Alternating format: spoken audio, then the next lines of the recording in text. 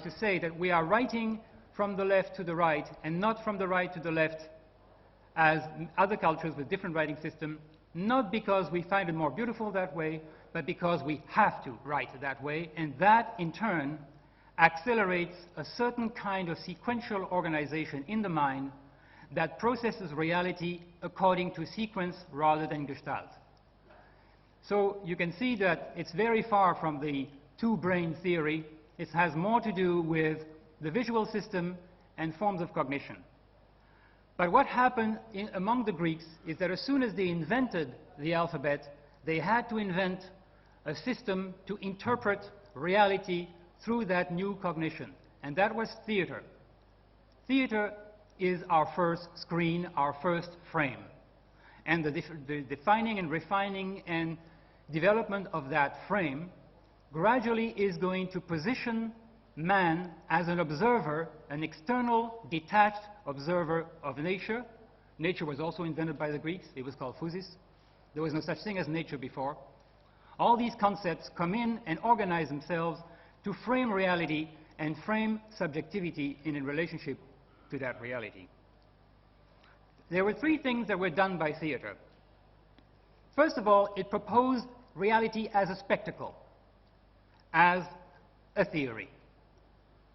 It proposed it as something that you came specially to see, and you integrated the information through a rational, controlled sight. The second thing it did was to provide a medium of translation between the oral culture and the literate culture. What you do when you read is transform a series of abstract signs into images which require an order and require a certain pattern. They require a space to be processed. What theater really is the external form of the internal mind. Theater is the educator of the literate imagination. That doesn't mean that to go to the theater you have to know how to read, but it means that if you go to the theater, you will learn quicker how to process the very complex information that is written into meaningless signs on a piece of paper. And that is one thing that we discover in the history of theater, is that as soon as a large number of people begin to read, theater ceases to be very important. It's only at the time when the culture is really learning to read and the numbers are growing that you have to have theater as an educational system. The third thing that theater does is frame reality. And very interestingly, the form itself of the Greek theater all the way to the Italian box, the square box of the Italian scene, as well as the scene of the Shakespearean form, are physical transformation which are reflecting mental transformation. We become like Janus, the god, with two faces. One looking outside, reading our books, another looking inside, reading our own minds. Theater is at the interface or the interval between the world outside and the world inside. It is the cognitive model of the organization of mind. Now, perspective comes later. It's more complex, and in fact, the history of perspective was not over at the Renaissance or the Quattrocento. The history of perspective, the mathematization of perspective, will have to wait till the beginning of the 19th century. It was a very long process of modelization and theorizing, but in fact, the practice of perspective begins with the Greeks and foreshortening. And what perspective does is to process space in terms of serialization. I'd like to remind you that rationality, which is equated with the Western mind, logic, rationality, and all these matters, are in fact, the word says it itself, a study of proportion. Ratio is proportion. So that basically logic is a study of proportion between arguments or between spectacles or between thoughts. Rationality is the same thing as perspective, except it's in the mental world, whereas perspective is in the physical representation of the mental world. The three things that perspective has done, one is to structure stereo vision, make the use of both our eyes complementary, and complementary in a way that I will explain right away. In your right visual field, the eyes are divided in two vertical sides. There are two right visual fields and two left visual fields. And both are controlled by opposite sides of the brain. In the right visual field, you have a coding device that studies series in succession. In the left visual field, you have a coding device that studies groups, ensemble. In a world that's dominated by orality and that is not trained to serialize perception, Gestalt is more important than sequence. Gestalt is more significant and symbolic orders are more important. Medieval representations show us symbolic orders, not realistic perspective orders. What the right visual field gives to the left visual field when that is becoming important, when that kind of processing becomes important, entrained by the alphabet, is to force a combination of the Gestalt and the serialization giving depth perception. Or making rather depth perception relevant. We all have, I mean, dogs have depth perception and they don't read. We all can have depth perception, but it's not relevant. It becomes very relevant to a culture, even though they are not hunters anymore. Surely depth perception has to be relevant to hunters, but it becomes more relevant to a culture in its normal cognitive processing once an internal system obliges the eyes to work in a new kind of synergy, a new kind of combination.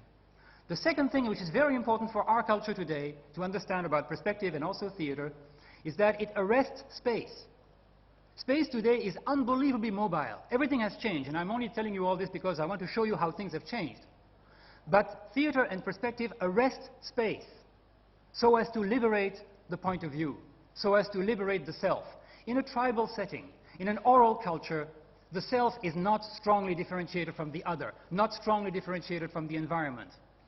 But in a culture that learns to read and write, the self closes in on itself, becomes free in a fixed world, fixed by science, fixed by theater, fixed by a certain kind of classification of knowledge. So an interaction between self and other begins to operate on the basis of self being closed in and the rest of the world being just a huge theater. No wonder Shakespeare said, all the world's a stage and men and women are nothing but actors. This is finished. The world is no more a stage. And we are no more just actors. And we'll get there. And the last thing that, among many others, I want to talk about with perspective is that it liberates the point of view. Everybody in history of art studies perspective and say it fixes the point of view. Not at all. And you can watch any painting which emphasizes perspective by Canaletto is a perfect example with all the quadrulated floors and so on, or Bellotto. All these people who have done perspective, in fact, emphasize the possibility of moving from one side of the painting to the other, you being free to move, and the world staying stable. So it's not true that you have a fixed point of view with perspective. What you have is an intensely mobile, portable point of view, which is the portable self. By that differentiation, the separation of the world and me by theater, and of the objective reality and the subjective perception provided by perspective and by other contributing factors in the culture, you basically create the condition for an identified self. Identity becomes very important. Names become important. Our culture is based on this sacrosanct psychology of the individual person. Together, theater and perspective detach the subject from the object. They reaffirm theorizing as the standard cognitive strategy of the West. Theory is a word borrowed from the theater. It means spectacle, that which is looked at. I mean, we theorize everything.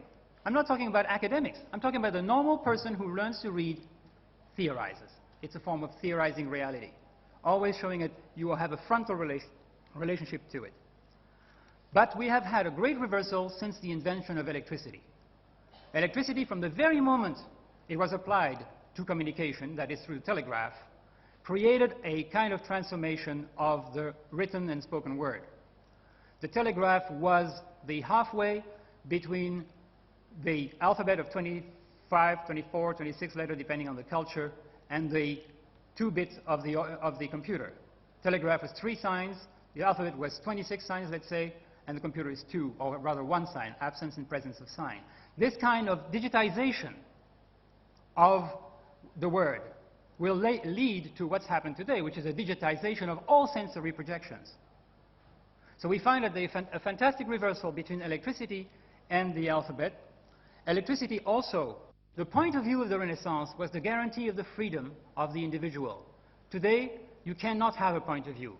When the images come from all over the world at once, anywhere, in your own house, when the information comes through the telephone lines, your modem lines and your telefax lines, there's no way you can have a point of view. That would be much too slow. You have a point of being. That's your reference.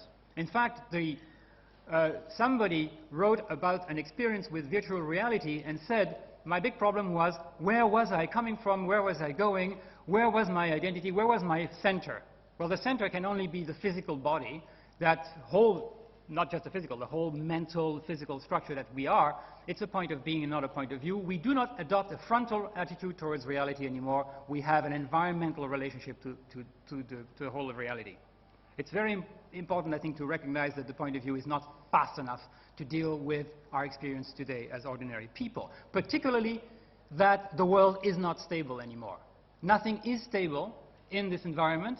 It's all in flux permanently, and if we go from the book to the telegraph, to the photograph, to cinema, to radio, television, computers, and to VR, we see a gradual liquefaction of reality.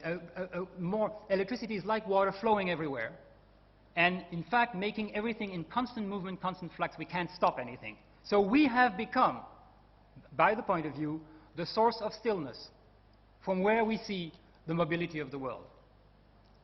The new frame now, of course, is the screen, but that's not for long. The screen is a point of translation, of mediation, from the alphabetic cognition to the electronic cognition.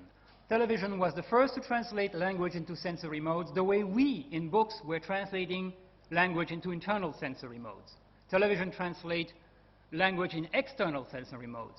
This internal-external relationship is very powerful to understand change of psychology. The screen evolved from the photograph to the LCD, LED. It evolved from editing, taking bits and pieces of reality and putting them together like in film, and basically cutting. And editing is the foundation of the cognition of the early 20th century. But we have accelerated editing to a point now where we are with television and computers and virtual reality into modulating. Editing is a dead metaphor. Modulation has become the new relationship, electronic relationship that we have with the environment. In fact, there's a kind of continuity between the electrochemical signals within the body and the electricity outside. We are mainlining electricity all the time. So there is this. The screen happens to be at the transition point. The screen has also done several things. There's three major transformations of the screen. First, you have the TV screen. The TV screen is a one-way external information poured into the individual house, individual soul, individual heart, individual person. It's a one-way situation, and it has created a mass psychology. Nobody knew that we had a mass culture until television. Television created a mass psychology and created a mass market and created expansion in every possible way and created let it all hang out and all the famous Californian culture. That's what television did. But TV very quickly threatened us to be evacuated of ourselves. What brought us back to a relationship to ourselves and the world was computers. Computers is the answer to the television screen.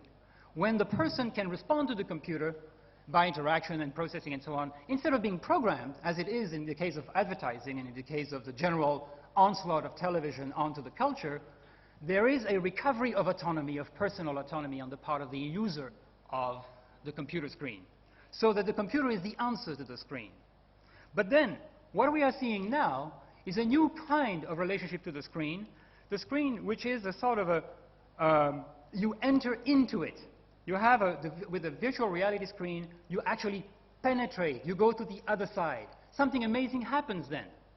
Where you had a one-way psychology coming from television and mass media, a two-way psychology with the standard interface computing, with keyboards. And of course, you know that the interface have gone through a very quick history of etherealization, of liquefaction. Now you can, with the mandala, you can see right there, you can just wave to the screen and get it to do things for you without having to touch anything. Well, that's a form of etherealization. But as you put the goggles and you have your data glove on, you actually get into the screen. And getting into the screen is changing completely our relationship to our own mental processing. And that's where I want to lead. The effects of this screen psychology has first been externalizing the literate cognition. Externalizing the literate cognition not only with TV, translating all our concepts and cultural forms into sensory modes, sound and light. And also, but also with computers. What do computers do? They pick up all the things that Greek philosophy, Greek science, Greek mathematics, and Greek psychology made available to the private person. The externalized processing, externalized cognitive processing, all that which was painfully included within ourselves and actually controlled by ourselves. Right now, these things are controlled outside or in a form of interaction. I'm not trying to make any kind of scary statement about being controlled or anything. I'm just saying that these are the processing from one stage to another, which is very interesting. A second thing is adding the point of being to the point of view. In effect, what I think is this.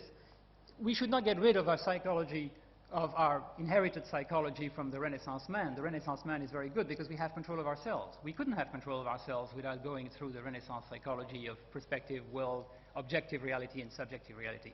But we can't do with it only. We have to add to the point of view the point of being, and computers teach us to do that. Computers have given us this possibility of being anywhere we want at once without moving from where we are.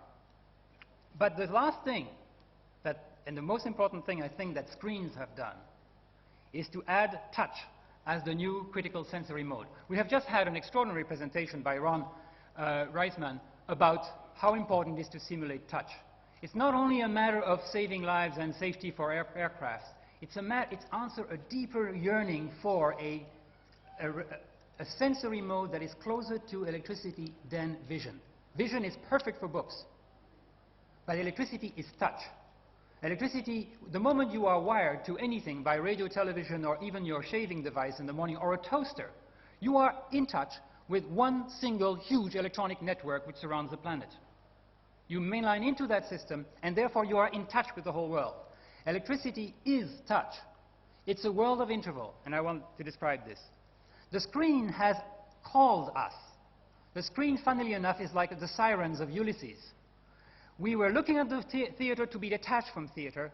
We are going to the screen. Kids want to touch the screen. Their parents pull them back saying, it's bad for your eyes. You're going to get cathode ray terminal disease or whatever it is. You're going to get some radiations. Everybody tries to pull us away from the screen. But not only that, we have developed the touch screen technology, and now we are developing through the hand.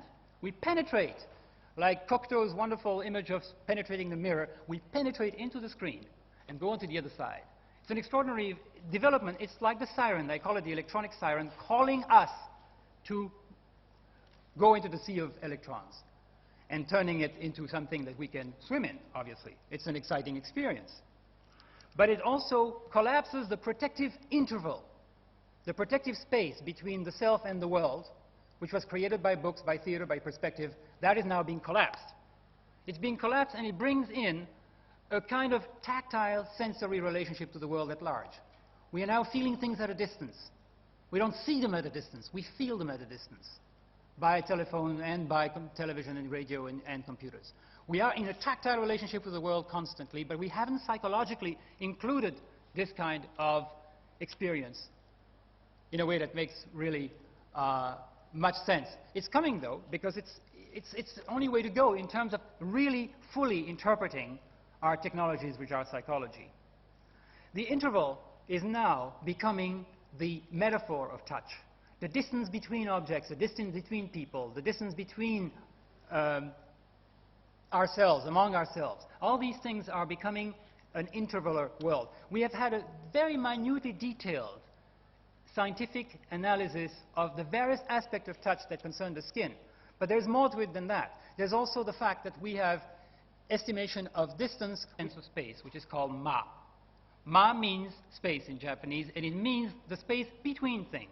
Not the container, but the interval. And the Japanese have had a great deal of difficulty of dealing with our westernized space until they became the masters of electricity, which they are. Electricity is a wonderful technology or medium for the Japanese, for the expression of their industry and so on, because it is related to what they know best, a tradition of interval estimation, not space, the space between. Touch is a function of the interval. And of course, we have developed this interface technology precisely to go towards that ultimate direct contact with the world through the electrical extensions. From the keyboard to the mouse, to the mandala waving, and then entering into the screen. This has been the interface era. Maybe soon enough we will not have to deal with them in any kind of conscious way. But right now we're still in the process of transition, of moving from one end to the other.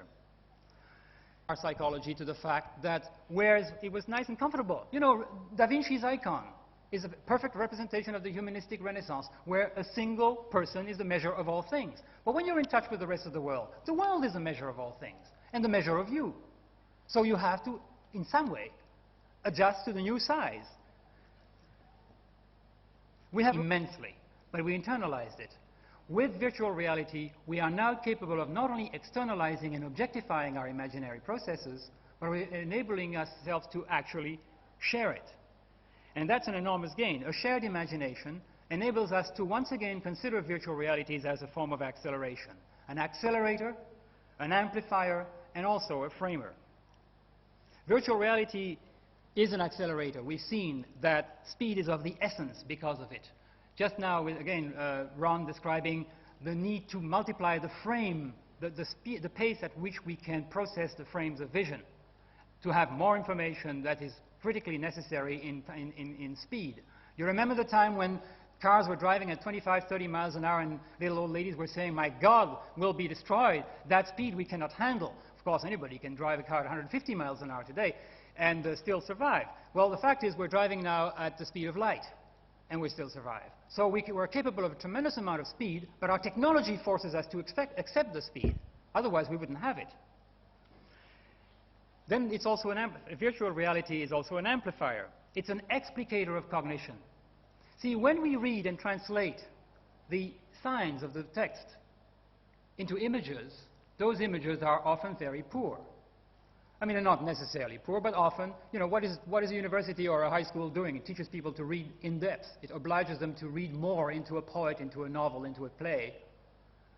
And reading more means putting more senses to it, putting more sensory intensity to it, going deeper into levels of meaning and so on.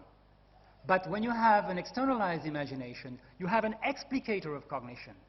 You can point to that direction and go there and see what happens when you're there, rather than having to simply quickly process that possibility and go on to the next word.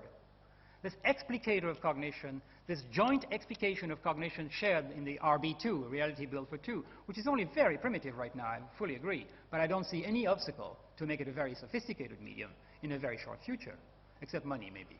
But then you can always find that when you need it. It also extends imagination by unfolding compressed sensory experience. All reading brings us a compressed sensory experience. Film explicates a novel. Television modulates it. Virtual reality is decompressing it, expanding it. And by the expansion, you see more, you feel more, you are more into it. So there is an accelerator and amplification going. And then the collaboration of two people is a new kind of framing. The single frame of the Renaissance was the perspective.